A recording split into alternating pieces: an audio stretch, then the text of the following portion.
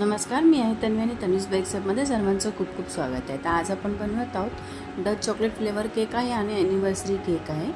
तर हा केक बनवण्यासाठी मी पहिला चॉकलेटचा बेस बनवून घेतला, त्याला 3 लेयरमध्ये कटिंग करून घेतलं।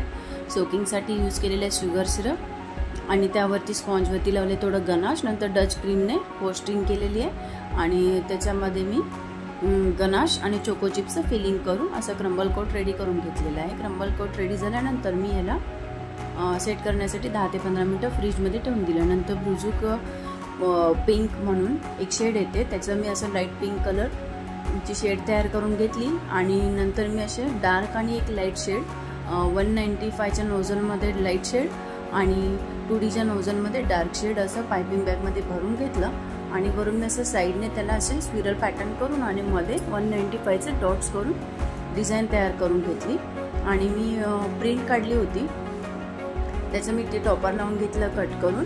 आणि 18 वर्षाची ॲनिव्हर्सरी होती माझ्या बहिणीची, तिचाच ॲनिव्हर्सरीचा केक होता हा। तर 18 होते म्हणून मी 18 नंबर तयार करून घेतला चॉकलेटचा आणि हॅपी ॲनिव्हर्सरीचा गोल्डनचा टॅग लावला आणि वरतून मी शुगर बॉल असे स्प्रिंकल केले आणि थोडीशी त्यावरती मी ग्लिटर टाकलं पिंक कलरचं आणि आपला केक रेडी झालेला आहे। व्हिडिओ तुम्हाला आवडला का? आवडला असेल तर चॅनलला लाईक शेअर सबस्क्राईब करायला विसरू नका। पुन्हा भेटूया नवीन व्हिडिओमध्ये। Thanks for watching.